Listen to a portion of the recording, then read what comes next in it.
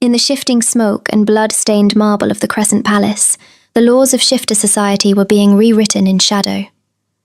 They had always told Diana that a wolf's first shift was a symphony of breaking bones and triumphant roars, a moment where a shifter finally becomes whole. But as the sky bled black and the warriors of the Crescent Pack fell like winter wheat, there was no music for the girl they called the Wolfless Runt. There was only a terrifying, hollow silence.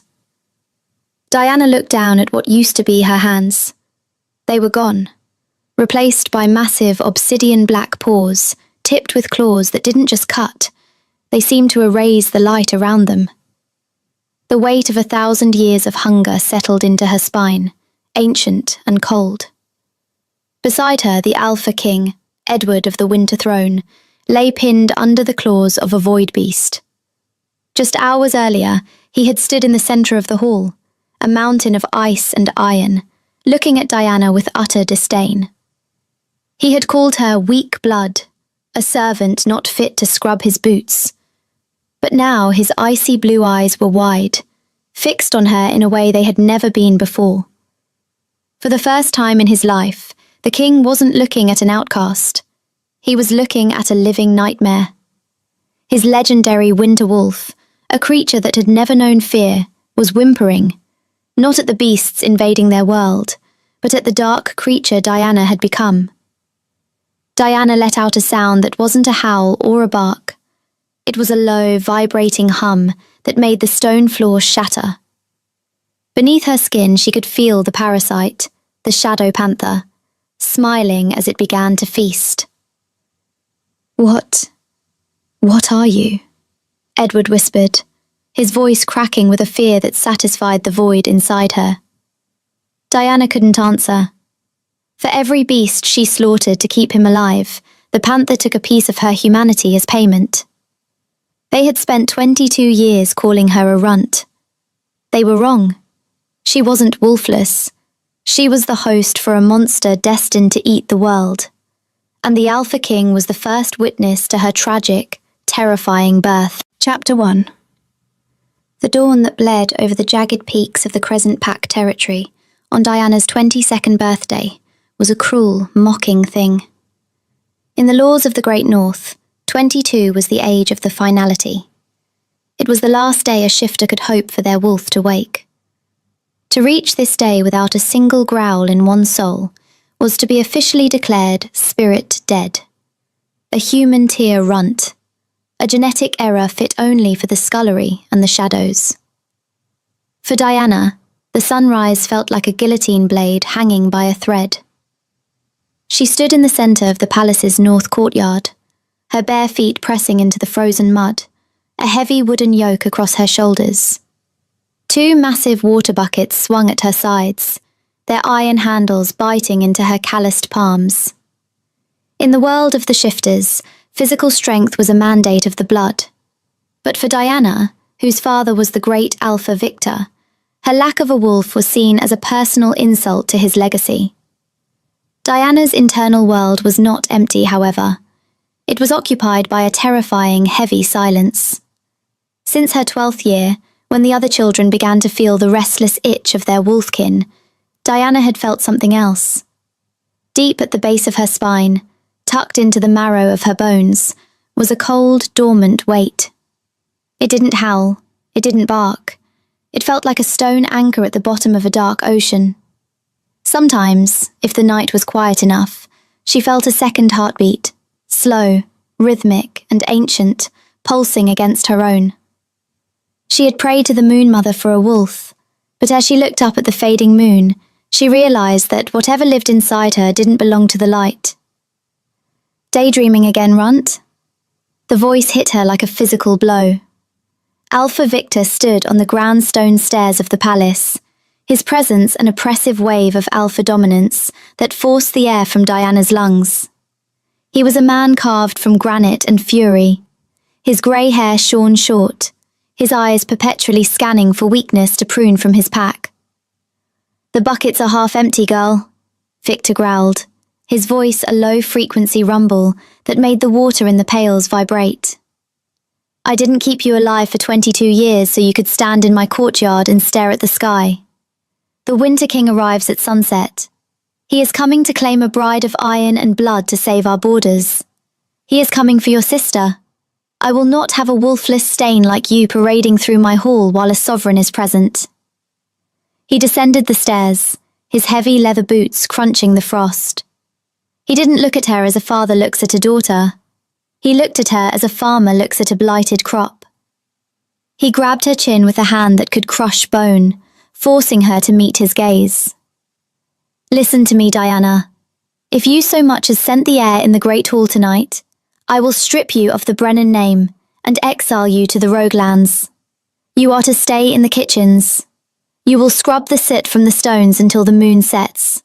You are a human error, and I will not have my lineage judged by your presence. Do you understand? Yes, Alpha, Diana whispered, her voice a thin, dry rasp. As Victor released her, the palace doors opened again, and her sister, Rhea, stepped onto the landing. Rhea was the pride of the Crescent Pack, a warrior whose white wolf was a legend of beauty and speed. She was draped in expensive fox furs, her skin glowing with the vibrant health of an apex predator. She looked down at Diana with a smirk that was more lethal than a claw swipe. Don't look so tragic, sister, Rhea purred, walking down to stand beside her. She leaned in close, the smell of her powerful wolf aura, ozone and fresh blood, making Diana's head swim. Think of the bright side. Once I am the Winter Queen, I'll need someone to scrub the floors of my new palace. I might even let you sleep in the stables instead of the basement. You've always been good with animals, haven't you? Since you're practically one yourself. Rhea reached out, her fingers catching a strand of Diana's long chestnut hair. With a sudden, vicious yank, she pulled Diana's head back, forcing a gasp of pain from her lips. Just remember your place. You are the runt, the accident, and tonight, I become a goddess. Diana watched them go, her heart hammering a slow, heavy beat that didn't match the frantic pulse of her fear. Thump, thump, thump. The weight in her spine shifted, a cold shiver of darkness sliding through her veins. She didn't know it yet, but the silence wasn't the absence of a wolf. It was the bated breath of a monster that was waiting for the world to turn its back. Chapter 2. The arrival of the Alpha King was not marked by music or celebration, but by a sudden, violent drop in the temperature of the valley. As the sun dipped behind the jagged peaks, the air turned to needles of ice.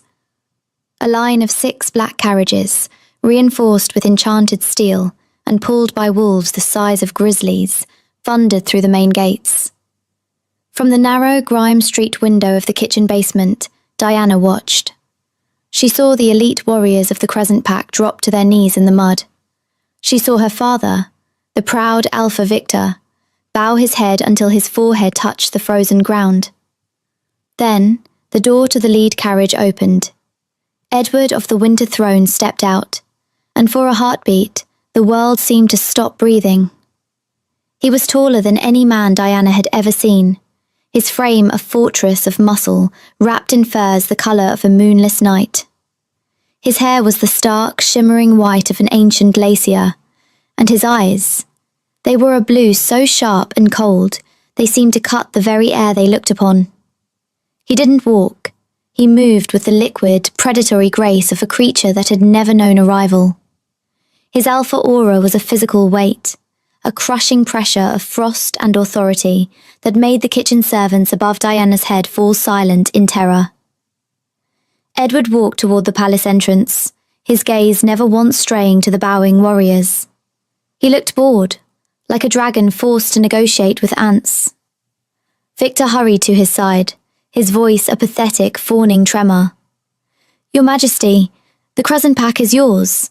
We have prepared the feast and, my daughter, the warrior priestess Rhea, is ready for your inspection. Her blood is the purest in the north." Edward stopped. He didn't look at Victor. He didn't look at the palace. He turned his head toward the small, dark vents of the kitchen basement.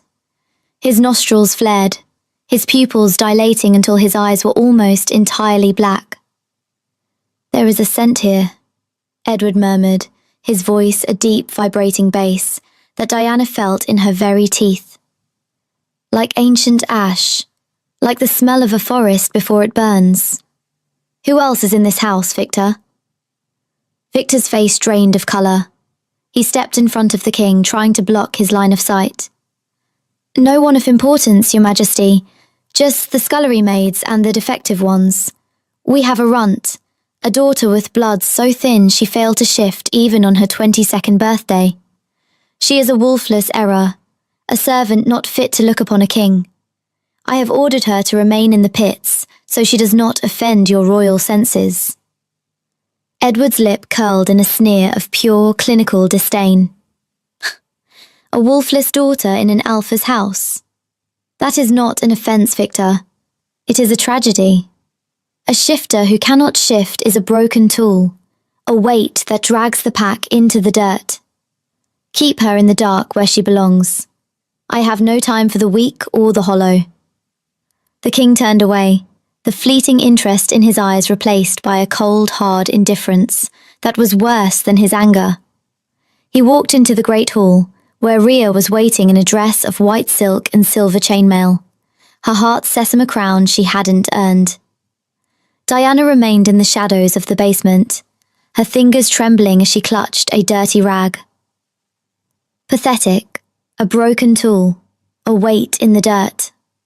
The king's words burned like acid in her mind. She looked at her reflection in a copper pot. For a fleeting second, her eyes didn't look brown. They looked like two pits of glowing molten red. The second heartbeat in her mind gave a singular, thunderous thump. And for the first time in her life, Diana felt the silence in her soul begin to growl back. Chapter 3. The engagement feast was a spectacle of forced joy and hidden fear. Above Diana, the great hall vibrated with the sound of music and the heavy footsteps of dancing warriors.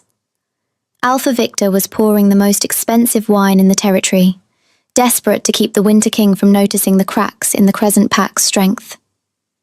Edward sat on the temporary throne, his expression unreadable, his blue eyes occasionally tracking the movement of Rhea as she danced a warrior's set for him.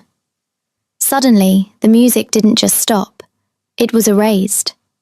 A sound like the screaming of the earth itself echoed from the heavens. It was a high-pitched, crystalline shriek that made the windows of the great hall shatter into 1,000,000 diamonds of glass.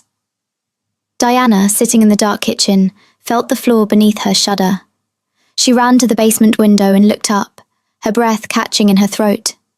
The sky was no longer black. It was a swirling, toxic violet, a vortex of shadow energy that seemed to be eating the stars themselves. A rift had opened, a jagged, bleeding tear in the fabric of the universe. "The void," Diana whispered. In the old legends, the void was the home of the first night, the place where the Moon Mother had banished the creatures that refused to submit to the light. They were the eaters of spirit, monsters of smoke and obsidian that lived only to consume the souls of shifters. Then, the first one fell. It was a spindly, multi-limbed horror, 12 feet tall, with skin like wet coal and a single, glowing violet eye in the center of its chest. It landed on the palace battlements, its impact turning the stone to dust. Within seconds, hundreds more followed, pouring out of the rift like a swarm of nightmarish insects. Above, the palace erupted into a cacophony of slaughter. Diana heard the frantic roars of the Crescent warriors, the clashing of steel, and then the horrific, wet sound of flesh being torn apart. These beasts didn't kill with blades. They reached into the chests of the shifters and pulled out their inner wolves, devouring the spirits and leaving only grey, hollow husks behind. Diana scrambled up the servants' stairs, driven by a desperate survivalist instinct. She pushed open the heavy oak doors to the great hall, and was met with a vision of the end of the world. The hall was a charnel house. Alpha Victor was on the floor, his shoulder shredded, his wolf form flickering in and out of existence as he bled black blood. Rhea was nowhere to be seen. She had fled toward the inner sanctum, abandoning her father and her people to save herself. In the centre of the room, surrounded by a dozen void horrors, stood the Winter King. Edward had shifted into his legendary winter wolf. He was a gargantuan beast, standing 8 feet at the shoulder, his fur a blinding incandescent white that radiated a lethal frost. He was a god of war, his jaws snapping the necks of the shadow beasts, his roars shaking the very foundations of the castle. But for every beast he destroyed, 3 more surged from the rift to take its place. A Void General, a creature twice the size of the others, carrying a blade made of solidified darkness, stepped from a rift directly behind the king. Edward was occupied with a swarm of smaller creatures, his energy beginning to wane as the void rot in the air began to poison his spirit. "Edward!" Diana's voice tore through the hall. It wasn't a scream of fear, it was a command of absolute authority. The Void General raised its dark blade, the violet fire of the rift reflecting in its obsidian edge. Edward turned, but he was too slow. The blade descended, slicing a deep, smoking wound across his flank. The massive winter wolf let out a pained, rattling roar and collapsed, reverting to human form as the light in his eyes began to flicker and die. The Void General loomed over him, the dark blade rising for the final, soul-eating strike. Edward looked up, his icy blue eyes fixed on the ceiling, accepting the end of his lineage.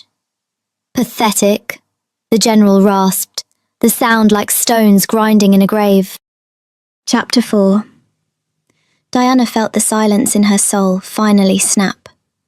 The anchor at the base of her spine didn't just lift, it erupted. The second heartbeat in her mind surged into a roar of such raw, primordial power that the void beasts in the room stopped their slaughter to stare at her. The air around Diana began to warp, the light of the torches being pulled into her body as if she were a black hole. "Step back," Diana said. Her voice didn't sound human. It was a multi-layered, tectonic growl that seemed to vibrate through the marrow of everyone still alive in the room. Victor, bleeding on the floor, looked at his runt daughter in total confusion.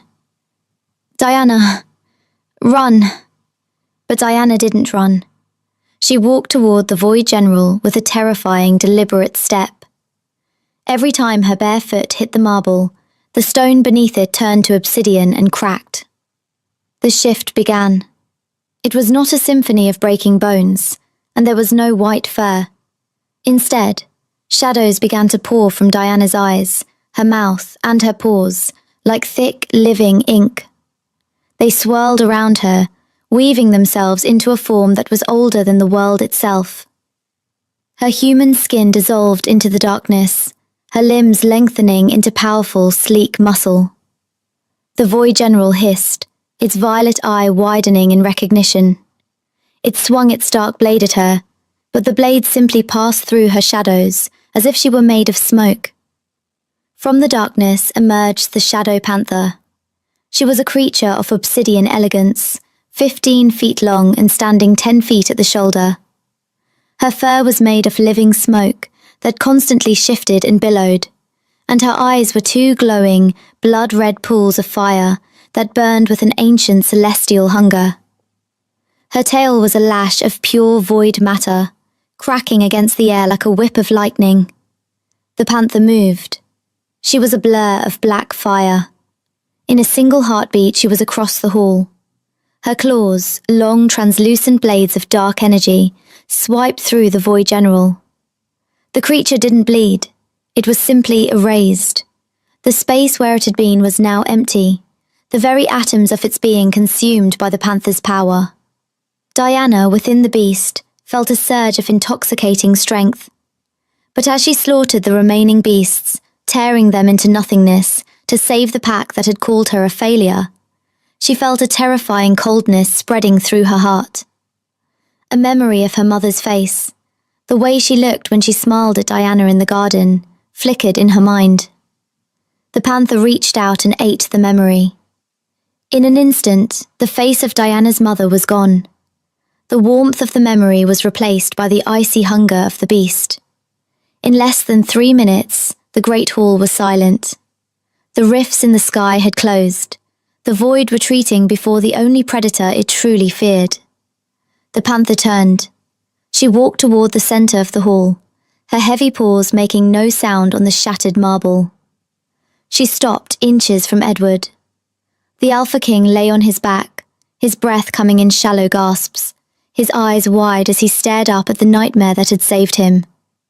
The panther leaned down, her hot metallic breath ghosting over Edward's face. She looked into his icy blue eyes, and for a second the king saw the girl Diana looking back at him from the depths of the red fire. She looked at him with a hunger that wasn't about blood. It was about a mate bond that had finally been forged in the dark. Edward's hand trembled as he reached up toward her muzzle. "Diana?" The panther let out a low, vibrating hum that made the entire castle moan. Then the shadows collapsed. Diana fell onto the floor in human form, naked and shivering, her skin a deathly translucent grey. Her hair, once brown, was now a stark, haunting white. She curled into a ball, her eyes vacant and staring at nothing. Edward managed to push himself up, ignoring the agony in his chest. He looked at the empty space where the general had stood, then at the girl who had saved his life. He looked at Victor, whose face was a mask of absolute, paralyzing terror. The Alpha King didn't look at his bride-to-be, Rhea, who was now peeking from behind a pillar. He looked only at the runt with the white hair. "What have we done?" Edward whispered, his voice cracking. He didn't know what she was. He didn't know the price she had paid. He only knew that the pathetic girl he had dismissed was the only reason he was still breathing, and that the creature inside her had just looked at him and claimed his very soul as its own. Chapter 5. For 22 years, the only thing Diana knew of luxury was the reflected light on the silver she was forced to polish for her sister's dowry. Her world had been one of narrow margins, damp stone, the sting of lye soap, and the constant, crushing knowledge that she was a defect. But as her consciousness slowly clawed its way back from the suffocating velvet of the abyss, she did not find herself on the thin straw mat of her kitchen quarters. She saw gold. Diana lay on a bed carved from ancient ivory wood, draped in heavy silks the colour of a winter sunset. The air in the room was warm, heated by a roaring fire that smelled of expensive cedar and the sharp, metallic tang of a snow-covered pine forest. It was a scent that made her heart skip a beat before her mind even recognized the source. It was the scent of the Alpha King. She tried to sit up, but a hollow, freezing ache in her chest pinned her to the mattress. It wasn't the sharp, biting pain of a physical wound. It was the pain of a vacancy, as if a part of her soul had been carved out with a dull knife and replaced with a block of absolute zero. Inside her, the second heartbeat was silent, but she could feel the shadows still humming in her marrow like ice water. She looked at her hands. They were human again, but they were a deathly, translucent grey. The chestnut colour of her hair was gone, replaced by a stark, haunting white that spilled across the gold silt like a shroud. "Do not move," a voice commanded. It was deep, carrying the weight of a slow-moving glacier, and it came from the high-backed chair near the hearth. Edward of the Winter Throne stepped into the firelight. He was no longer the pristine monarch in ceremonial furs she had seen in the courtyard. He wore a simple white linen shirt, unbuttoned at the collar, revealing the thick, blackened bandages across his chest, where the Void General had struck him. He looked tired, his jawline shadowed with stubble, but his icy blue eyes were burning with an intensity that made Diana feel more exposed than when she had been shifting in the Great Hall. "You have been unconscious for 3 days," Edward said, walking toward the bed. Every step he took was a declaration of ownership. He stopped inches from the bed, his gaze lingering on the curve of her throat. "My healers spent those 3 days telling me you were human. They said your blood was thin. They said you were a runt. They were wrong, Diana. Terribly wrong. You are the only creature in 5 centuries to make my wolf whimper in fear." Diana looked away, her fingers tangling in the expensive sheets. "I didn't know," she whispered, her voice sounding like a ghost. "I didn't choose to be that." "It chose you," Edward corrected, his voice dropping to a low, possessive rumble. "It was a shadow panther, a creature from the First Age. The legends say they were the guardians of the void, beasts that didn't follow the moon because they were the ones who created the night. You saved my life, Diana. You saved an entire kingdom with a power that shouldn't exist in this world anymore." Before Diana could process the awe in his voice, the heavy doors of the suite were thrown open. Alpha Victor, Diana's father, burst into the room. He looked frantic, his eyes bloodshot, darting between the king and the daughter he had spent a lifetime hating. "Your Majesty!" Victor cried out, bowing so low he almost lost his balance on the polished floor. "I have come to take the runt back to her cell. She is dangerous. She has brought a corruption into this palace. She is not a shifter. She is a vessel for a dark god. Please, let my daughter Rhea tend to your wounds. She is a true wolf, a warrior of the Crescent line. This thing is a heresy. If you keep her here, the Moon Mother will curse us all." Edward didn't even turn his head to look at Victor. He continued to watch the way Diana's grey skin seemed to absorb the light of the fire. "Your daughter Rhea left me to die, Victor," Edward said, his voice turning into a lethal frost that seemed to pull the very heat from the room. "She fled the moment the shadows touched the floor. This runt stood alone against a void general, while your strongest warriors were being hollowed out like pumpkins." The king finally turned, his alpha aura erupting with a force that made the stone walls of the chamber groan. "The treaty is signed, but the engagement to Rhea is nullified. I have no interest in a coward for a queen. I am taking Diana to the Winter Throne. She is no longer a servant of the Crescent Pack. She is the intended queen of the Winter Kingdom. If you ever speak to her or of her as a subordinate again, I will rip the wolf from your chest and leave you to rot in the scullery. Am I understood?" Victor gasped, his face turning a sickly shade of grey. He looked at Diana, and for the first time in her life, she didn't see disgust in his eyes. She saw pure, unadulterated terror. He believed she had seduced the king with black magic, and that fear was the only thing that would keep her safe from him. He bowed again, his hands shaking, and retreated from the room without another word. Chapter 6. The journey to the Winter Kingdom was a blur of high-speed travel through jagged mountain passes. Diana was kept in the king's personal carriage, separated from the world by thick, enchanted glass. Edward rarely spoke during the long hours, but he watched her with the hunger of a man who had found a lost treasure, and was terrified it would turn to smoke if he looked away. He would reach out and touch her white hair, his fingers lingering on her cold skin, as if trying to find a spark of warmth that wasn't there. When they arrived at the Winter Fortress, a massive blue stone citadel carved into the side of a peak where the sun never fully set, Diana felt the panther inside her stir. It liked the cold. It liked the isolation.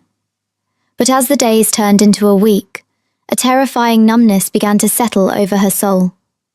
She was given a suite at the top of the highest tower, filled with ancient scrolls and books of shifter lore. Her hands were clean now, the soot and grease of the Crescent Pack washed away, but they were perpetually cold. No matter how many furs she wore, no matter how many fires were lit in her hearth, she couldn't stop the shivering that started in her soul and radiated outward. A soft knock at the door signaled the arrival of Elder Thorn, the king's most trusted healer. He was a wolf so old his fur was patchy and grey, and his scent was a comforting mix of bitter herbs and dried parchment.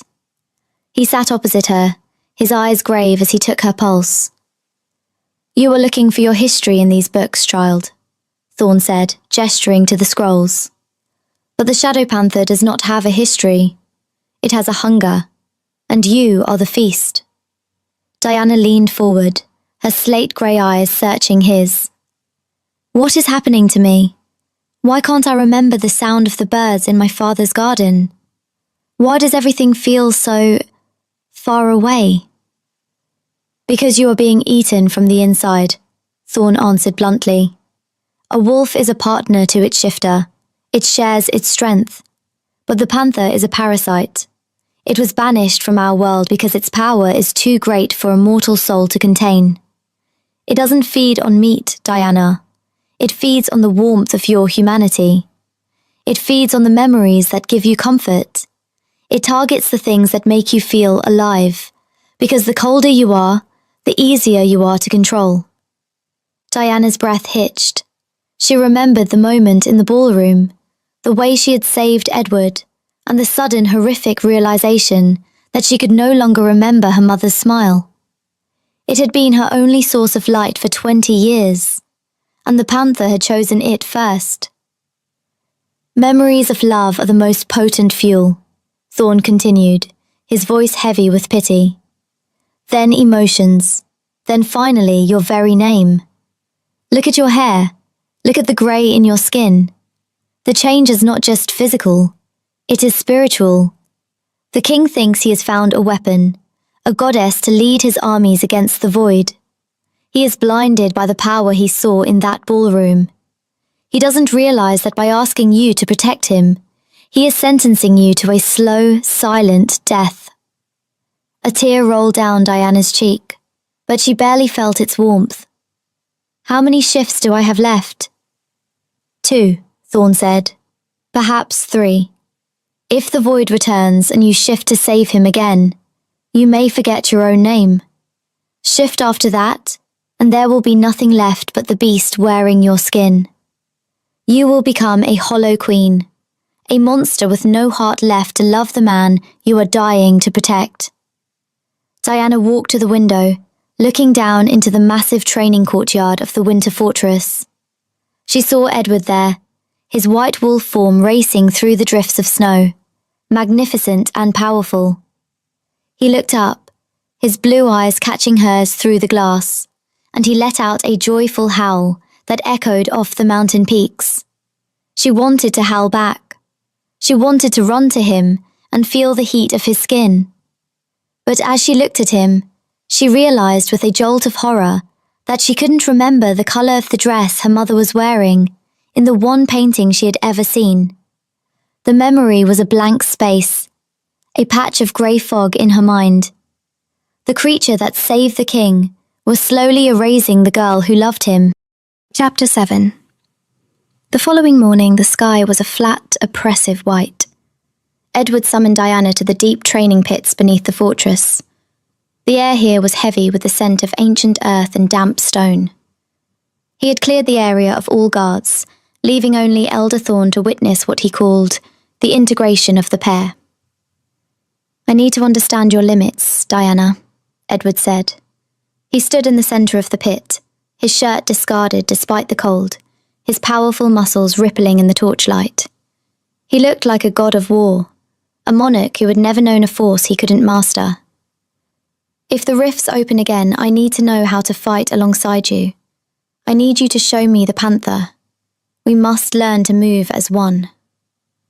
Diana stood at the edge of the pit, her heart hammering against the cold void in her chest.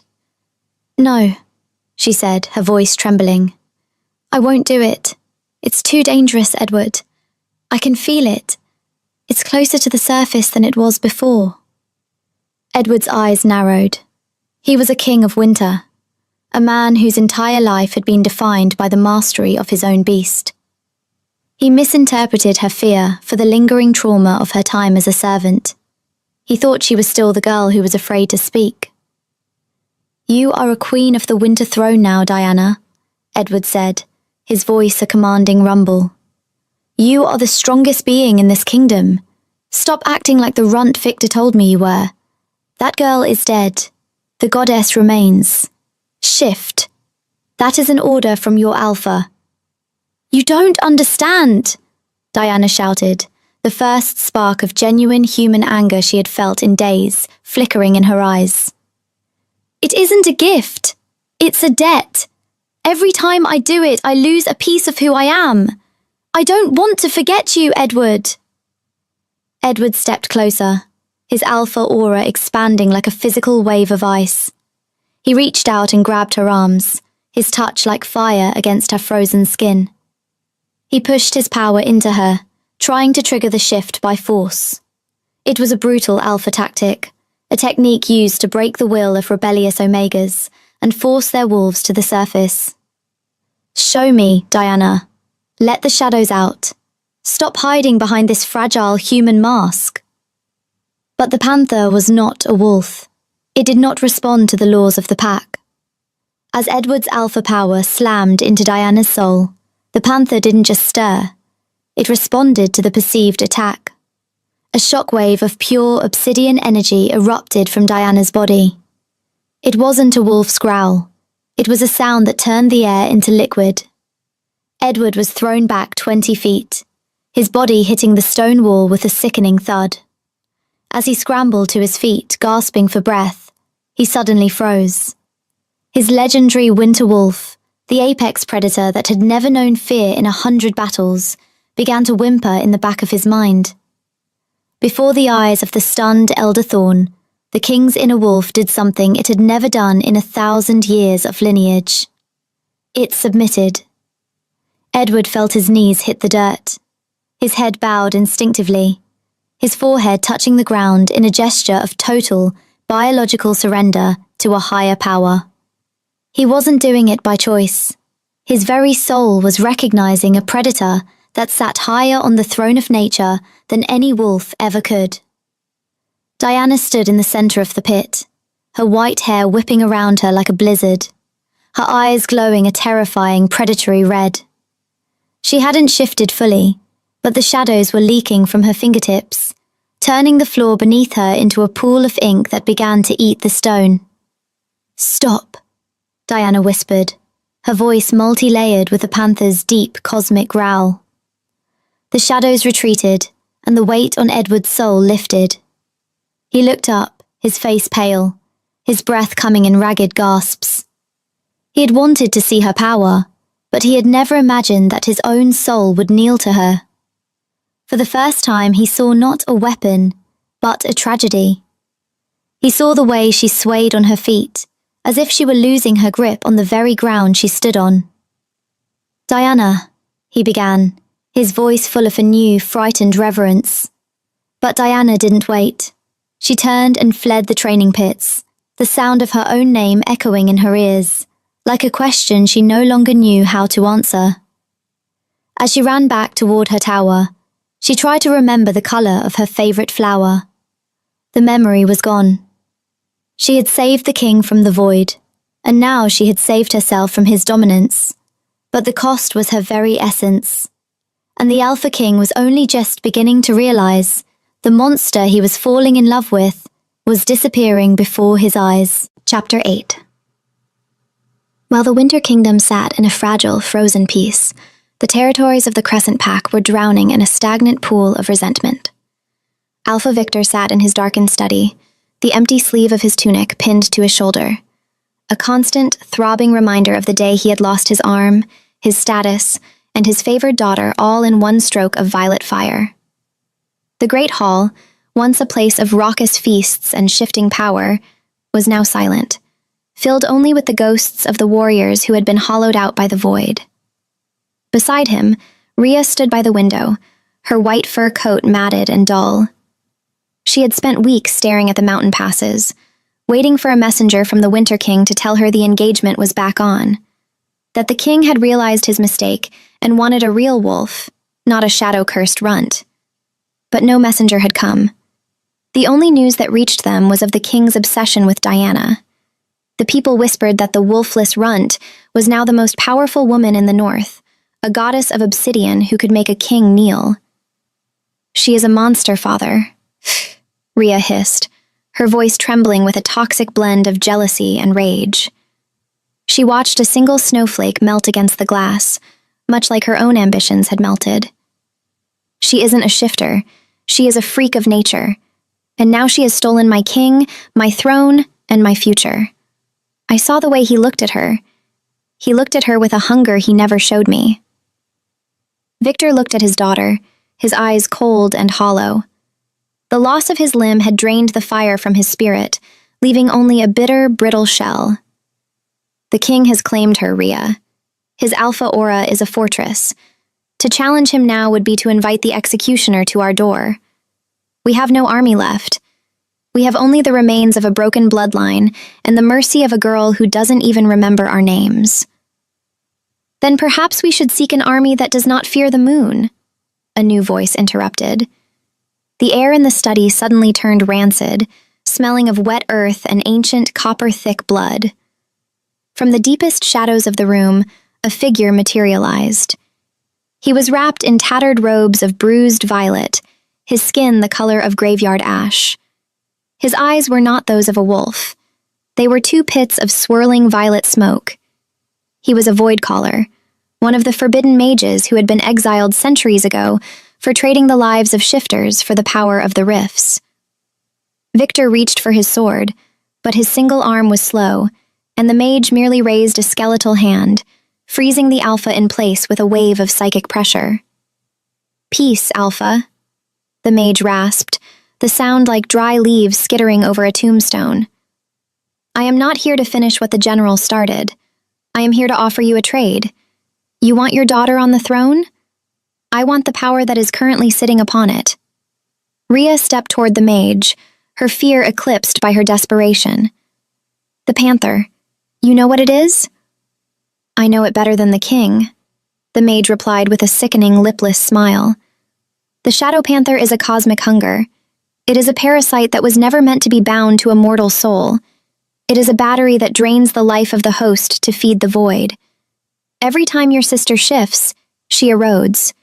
She loses a memory. She loses an emotion. She loses the very thing that makes her human. The king is naive. He thinks he can tame it with love. He doesn't realize he is merely fattening a pig for the slaughter." He leaned in, his cold breath ghosting over Rhea's face. "I can help you, Lady Rhea.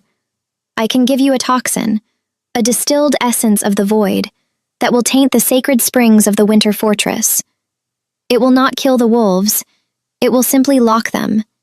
It will prevent the shift. And when the rifts open again, the king will be helpless. He will be forced to beg Diana to save him. She will shift a final time to protect her lover, and that shift, that will be the one that breaks her humanity forever. She will go feral. She will turn on the king, and when he is forced to kill her, you will be there to pick up the pieces of his broken heart. You will be the pure choice he should have made from the beginning." Victor's jaw tightened. He looked at his ruined pack, then at the vial of black liquid the mage held out. The karma he feared from the king was nothing compared to the promise of reclaiming his pride. "And the price?" "The price is simple," the mage whispered. "When you take the throne, you will allow the rifts to remain open in the Crescent territory. We want the souls of the weak. You can keep the gold and the stone. We only want the light." Rhea didn't wait for her father's permission. She reached out and took the vial.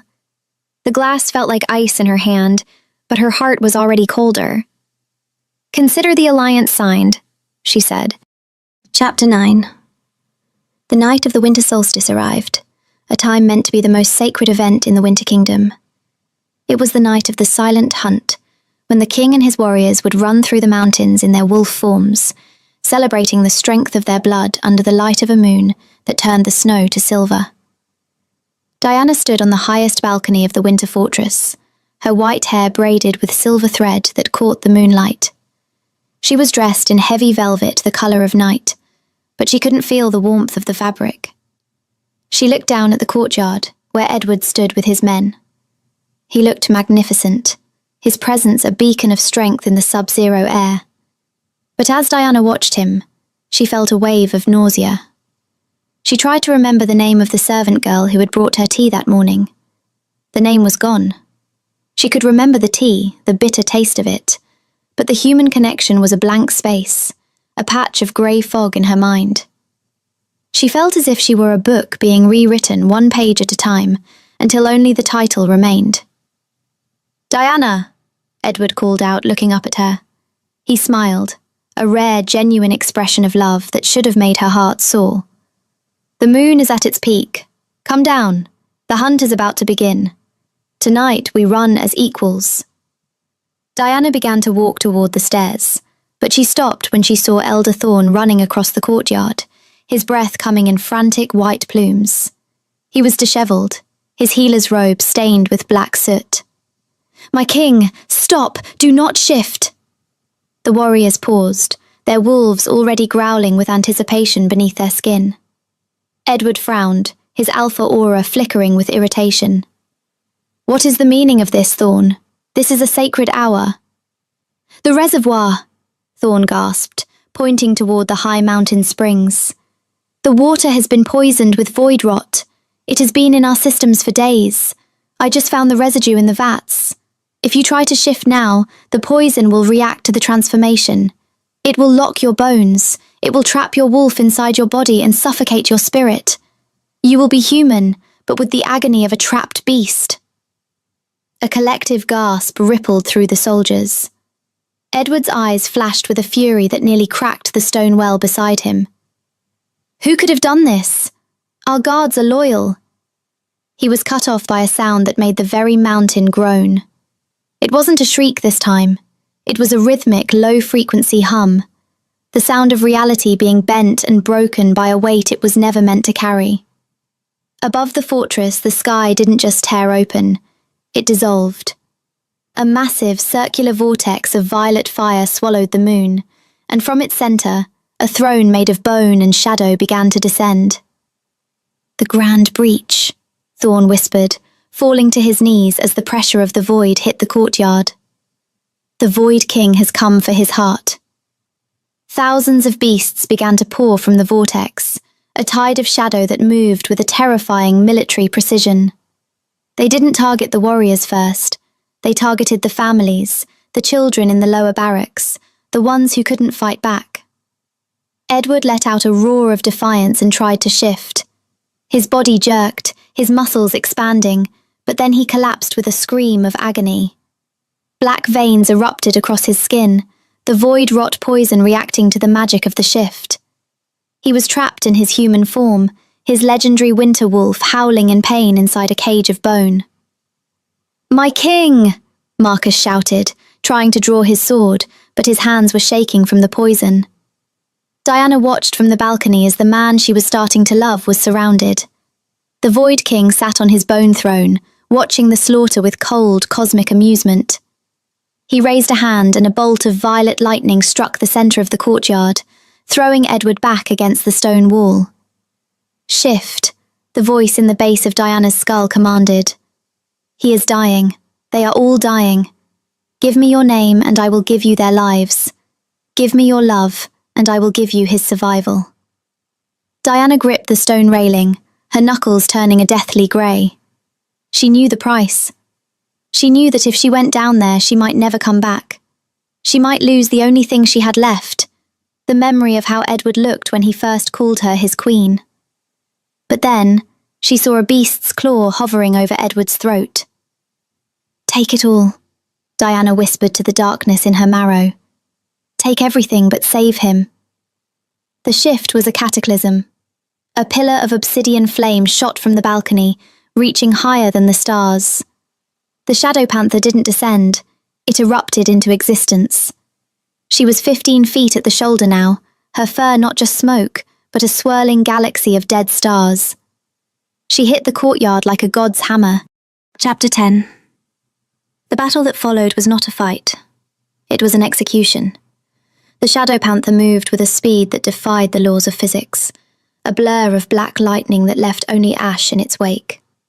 She didn't bite the beasts. She walked through them, and where her body touched theirs, they simply ceased to exist. The Void King stood from his throne, his pit-like eyes narrowing with a hunger that matched the panther's.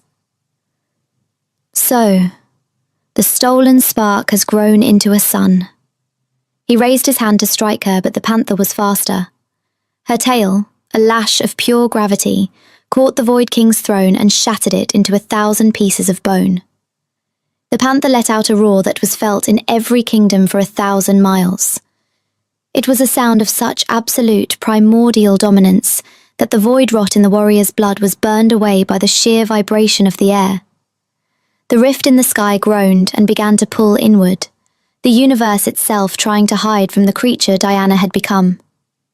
The Void King retreated into the shrinking vortex, his voice echoing through the wind like a final curse. You have saved them for today, little vessel, but you have paid the final price. You are mine now, heart and soul. There is nothing left of the girl to hold the beast back. The rift snapped shut. The violet fire vanished, replaced by the cold, indifferent light of the stars. The courtyard was saved.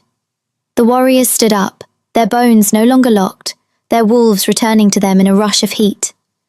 But their celebration died in their throats as they looked toward the center of the snow. Diana lay there.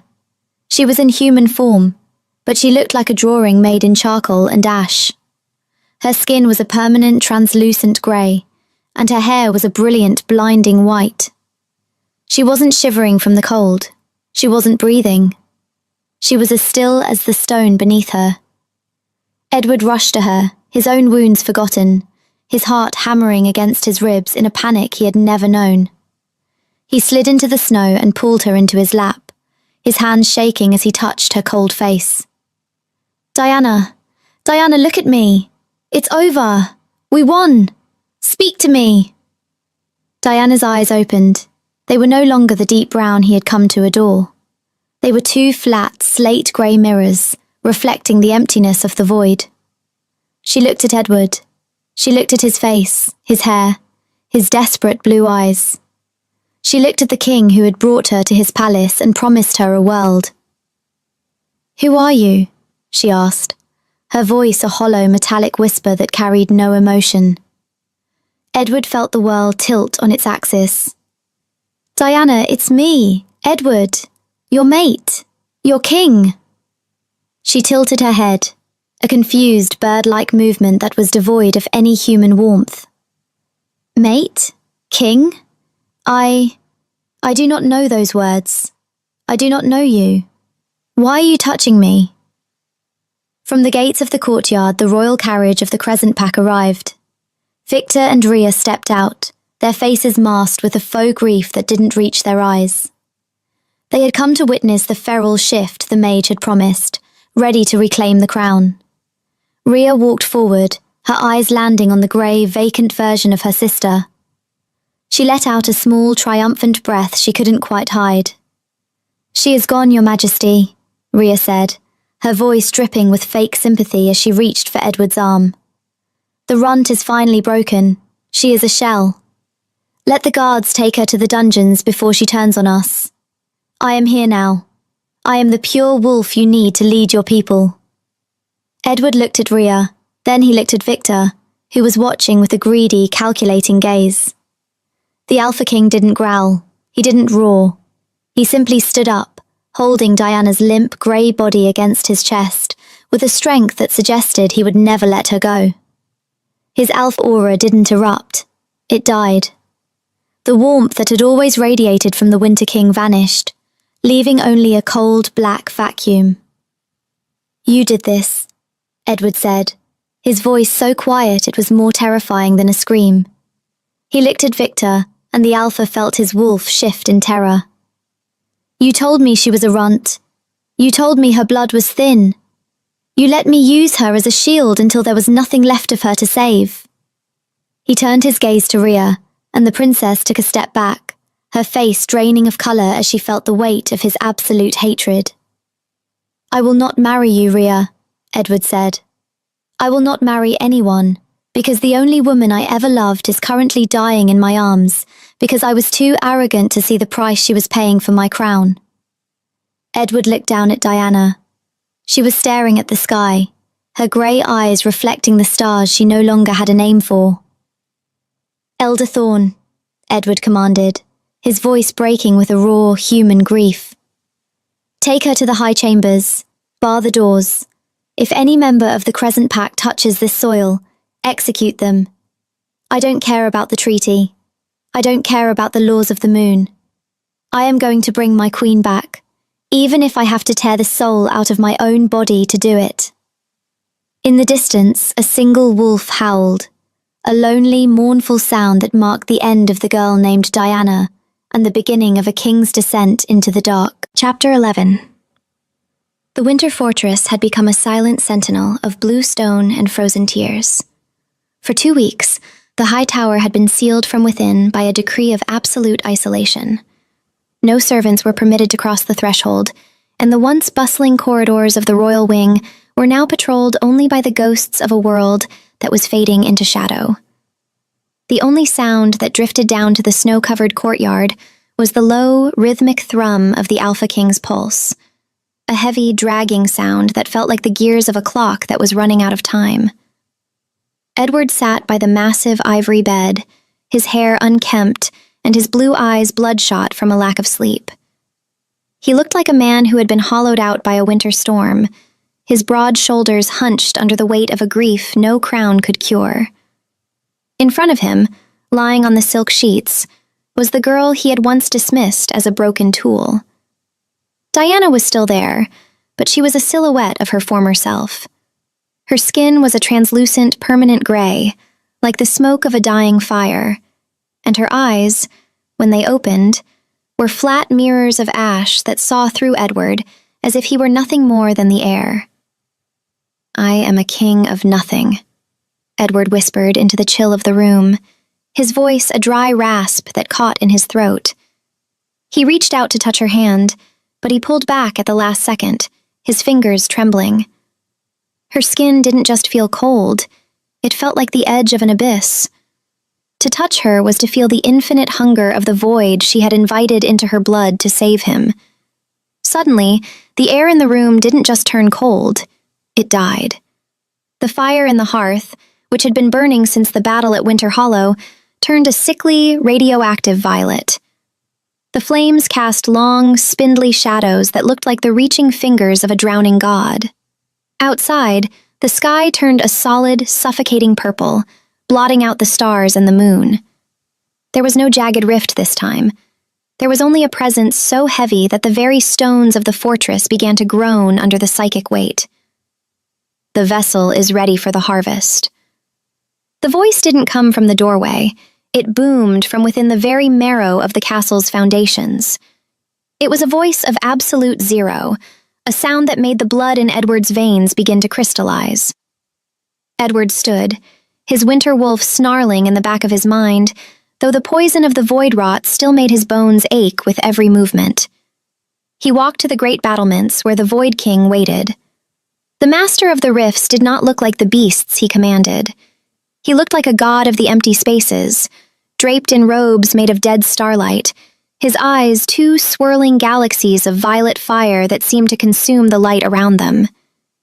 "You have no right to this territory," Edward growled, his alpha aura flickering like a candle in a gale. "I have every right to my own heart," the Void King replied, his voice vibrating through the mountain. "The Shadow Panther was never a creature of your world, little wolf. It was a fragment of my own soul, stolen and hidden in the bloodline of the Crescent Pack by a desperate priestess 10,000 years ago. I have spent an eternity opening rifts and burning kingdoms to find it. And now, she has fed it well." He gestured toward the high tower where Diana lay. "The girl has no more warmth to give. She has no more love, no more memories of the sun, and soon, she will have no more name. She is a hollow shell, and when the moon touches the horizon tonight, the panther will leave her body to return to mine. She will not survive the separation, Edward. She will turn to ash before your eyes, and you will be left to rule a graveyard." Edward felt a jagged piece of ice pierce his soul. "I will not let you take her. I will fight the void itself to keep her here." "You have no choice," the Void King laughed, a sound like grinding glaciers. "You are an alpha of the earth. I am the king of the silence. Trade her to me, Edward. Give me the vessel and I will close the rifts forever. I will leave your people in peace. I will let you rule your kingdom of snow. Refuse me, and I will eat every soul in this valley until there is nothing left but the wind and the cold." Edward looked down at the village of Winter Hollow. He saw the thousands of families, the children and the warriors who looked to him for a protection he could no longer guarantee. He knew what a good king would do. A leader was supposed to sacrifice the one for the many. But as he looked back at the high tower, he remembered the smell of rain and ancient stone that had drawn his wolf to Diana in the first place. He remembered the bravery of a girl who had no power, yet stood before a god of death to save him. "The kingdom can burn," Edward said, his eyes turning a lethal, glowing blue. "Because a world without her is not a world I intend to rule. If you want her, you will have to walk through the heart of a winter wolf to get her." Chapter 12. The battle began as the sun touched the edge of the world, turning the snow to the color of blood. The Void King didn't summon an army. He turned the darkness within the fortress itself against the living. Shadows rose from the corners of the corridors, wrapping around the guards like iron chains, turning their own fears into weapons. Edward shifted into his gargantuan winter wolf form. He was a mountain of white fur and frost, his roars shaking the very clouds. He leapt from the battlements, colliding with the Void King in a spray of ice and violet sparks. They tore through the courtyard, a god of nature clashing with a god of the abyss. But with every strike, Edward grew weaker. He was an alpha without a pack. His men were pinned by their own shadows, and the violet atmosphere was slowly turning his lungs to stone. In the high tower, Diana's eyes snapped open. They were no longer slate gray. They were a pulsing, radioactive violet. She could hear the scream of the mountain as the Void King tore into Edward's fur. She could feel his life force flickering, a golden light about to be snuffed out by a tidal wave of ink. "Go to him," the panther whispered in the base of her skull. "Give me the last memory, and I will give you his survival. One more shift, Diana. One more, and the debt is paid in full. You will be a god, and he will be alive." Diana looked at her hands. They were fading. She was becoming transparent, a ghost in a velvet dress. She searched her mind for the very last thing that made her human. It wasn't a face. It wasn't a name. It was the feeling of a cold kitchen floor and the smell of greasy water. The memory of when she was at her lowest, and a king had walked past her and stopped, just for a heartbeat, because he had felt her soul. She knew that if she used this memory to shift, she would never know who she was again. She would be a beast with no name, a weapon with no heart, a creature of the Void King's making. "Do it," she whispered to the darkness in her blood. "Take my name. Take my spirit. Just let him breathe." A pillar of obsidian fire erupted from the tower, reaching higher than the stars. The Shadow Panther didn't descend the stairs. It erupted into existence. She was 25 feet at the shoulder now, a creature of cosmic nightmare that seemed to absorb the very light of the stars. She descended upon the courtyard like a god's judgment. The Void King looked up, his expression of triumph turning into one of absolute terror. "No! You were supposed to be mine! You were supposed to be a hollow vessel!" The panther didn't roar. She moved with a silence that was more terrifying than any sound. In a blur of black lightning, she pinned the Master of Rifts to the stone wall. She didn't use claws. She opened her mouth and began to inhale. She was eating the Void King's fire, pulling the violet energy from his body and into her own. "No!" the Void King shrieked, his obsidian skin beginning to crack. "You cannot contain me! You are immortal!" The panther didn't stop until the Void King was nothing more than a pile of gray ash. The sky turned black again, the violet vortex collapsing into a single, brilliant point of light before vanishing into the night. But as the enemy died, so did the host. The panther collapsed in the center of the courtyard. The shadows began to evaporate from its fur, drifting away like smoke in the wind. Edward, wounded and bleeding in his human form, crawled toward the creature. "Diana, no! Stay with me!" The panther shrank, turning back into the gray, transparent girl. She lay in the snow, her eyes open but unseeing. She was fading into the afterlife, her spirit too thin to hold on to the world of the living. "Elder Thorn!" Edward's voice broke with a desperation that silenced the entire fortress. "Help her! There must be a way to anchor her!" Thorn stumbled into the courtyard, his face pale with horror. He looked at the girl who was literally turning into mist. "There is only one way, Your Majesty, the soul braid. But it is a death sentence for your wolf. You must mark her not as a queen, but as your own soul. You must pour your spirit, your winter wolf, into her void to give her a new heart. You will be human, Edward. You will have no more power. You will be a king of men, not of beasts."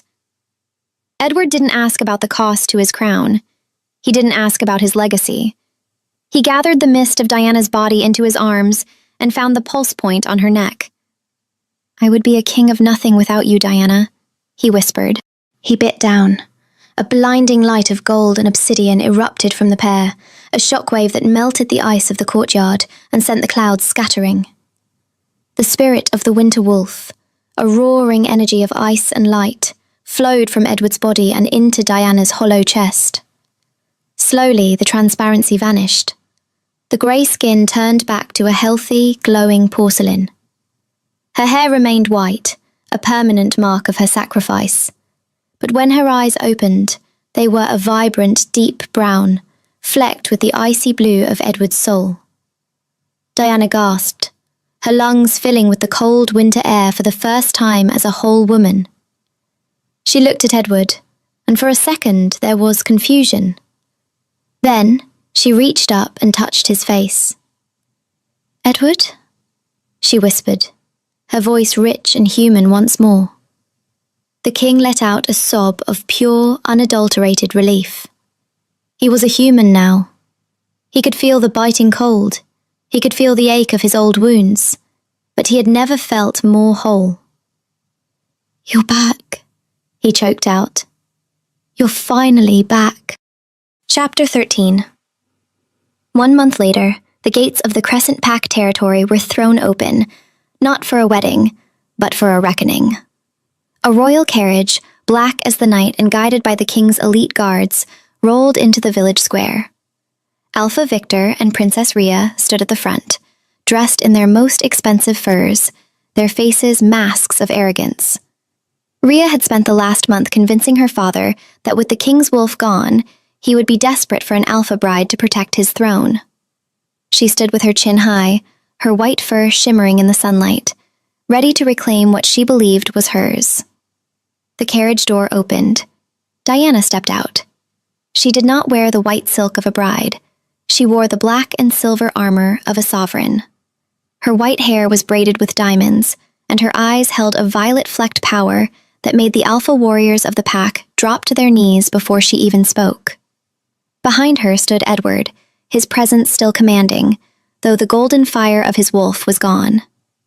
He walked a step behind her, not as her master, but as her anchor. Victor stepped forward, his oily smile twisting his scarred face. "Welcome home, daughter. We heard of the changes at the fortress.